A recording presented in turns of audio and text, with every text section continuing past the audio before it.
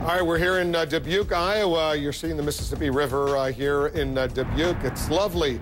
A little chilly outside, but didn't rain, not too cold, not too bad. So it's good to be in Iowa. Only 6 days before the Iowa caucuses. I had a chance to sit down with Mitt and Ann Romney earlier in the day. We were on their bus. We spoke about a whole bunch of issues involving this presidential campaign and their decision to take a second shot at the Republican presidential nomination. Do you know, it's funny. This is our second time round. And the first time, at the end of the last campaign, I turned to Mitt and I said, one thing I know for certain, I'm never going to do this again. Because it is hard. It's hard to hear these things. It's hard to go through this.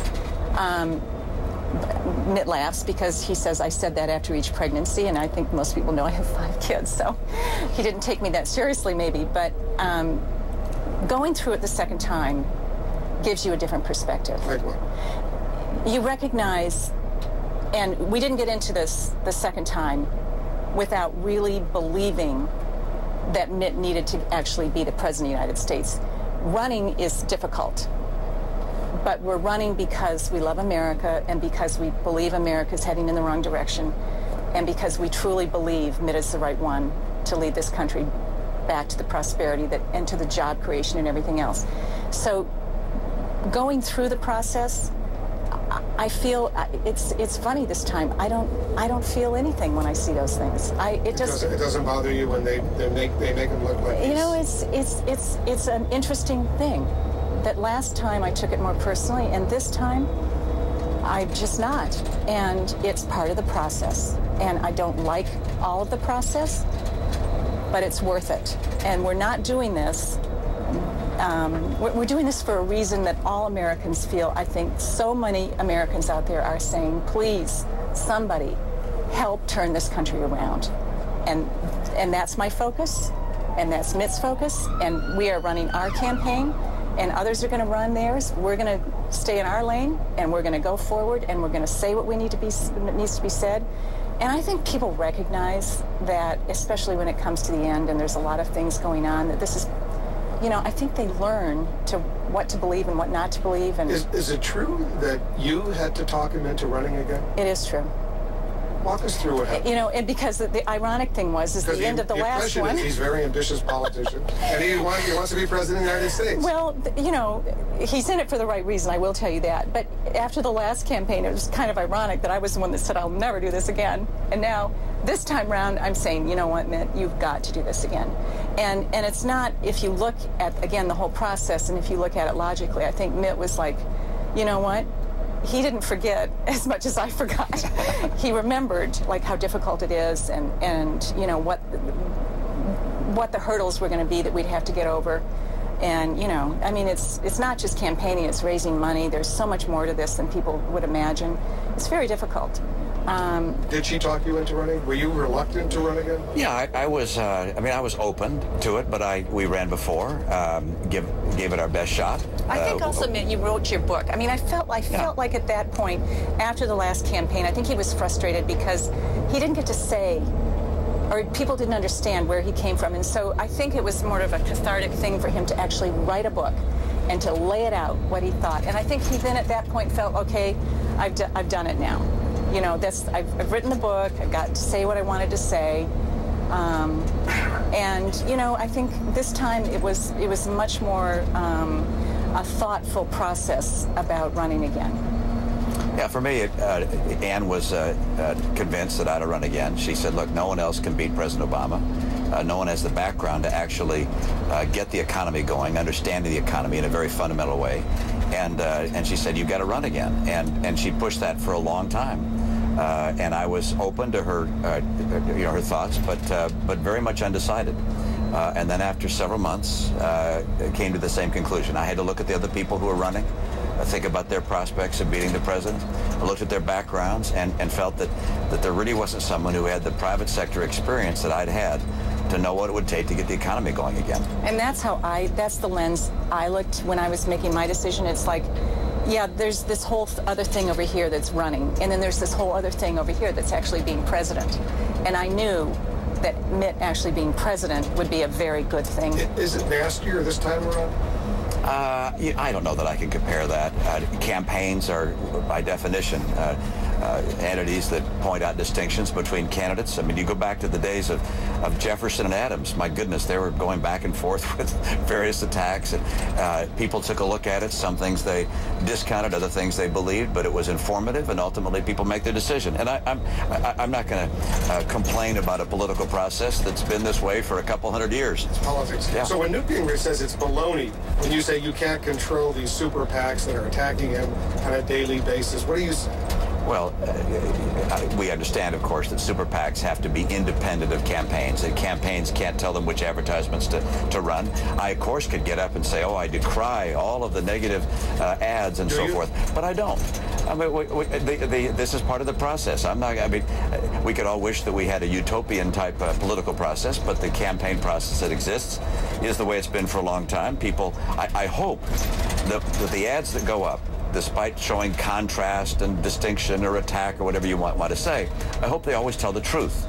I would vehemently say to all these PACs that are running independent ads, as well as campaigns, stick to the truth. And if they stick to the truth, why, then that's the nature of the process we're going to have. But I recognize if you're going to get in a campaign like this, you got to have broad shoulders. And if you can't take on the negative that's part of a primary, you're sure as heck not going to be ready for what's going to come from Barack Obama. If you can't handle the heat in this kitchen, wait to Barack Obama's Hell's Kitchen. Let's talk a little bit about, I guess it's a sensitive issue, but it's an important issue, transparency in you. You say you're not going to release your income tax returns. You're not going to release the name of your bundlers, people raising money for your campaign. Why would you want to do that? You want to be president. The American people expect to know everything. Well, I've said I don't have any plans to release my income tax returns at this point. No other candidates have released their income tax returns at this point. I'll keep open. What'll happen down the road, never say never. But with regards to other disclosures, we'll follow the law. And the people who have contributed and participated in our campaign expect us to follow the law. Because the question comes up, what do you have to hide? Why wouldn't the American public need to be able to know who's raising money for you? Well, there's nothing particularly to hide. It's just when people say, what disclosures have you made, you say you follow the law and you provide that information. I don't put out what toothpaste I use either. It's not that I have something to hide. Yeah, it's not that I have something to hide. It's just that those things we disclose are those things required by law. And by the way, it's a pretty complete review. I mean, ultimately, your medical records, you get all of your assets, all of your investments are all made public. It's a process, a revealing process most people don't want to go through. And as to doing more than what the process requires, well, never say never. We'll see what the future holds. Because if you want to be president, you got to expect everything to be open. Sure. You can't take the heat. You got to get out of the kitchen, if you will. That's so true. you want to be president of the United States. I've covered presidents now for a long time, and very little that remains secret, as you well know. I'm sure you're right. But at this point, you're not ready to say. Well, I'm not ready to release anything at this stage. We'll see what the future holds. And is there a timeline when you might want to do that? Well, I presume I'd have to be the nominee, and I haven't gotten that yet. Mitt Romney says he can't wait to debate President Obama, but he has some surprisingly nice things to say about him as well. Stand by for the rest of my interview with Mitt Romney and his wife, Ann. And something you rarely hear from Newt Gingrich's wife, Callista. She's now speaking in public. We'll share with you what she's saying. I love Meg's Pizza as a senior, so Meg's is very special to me.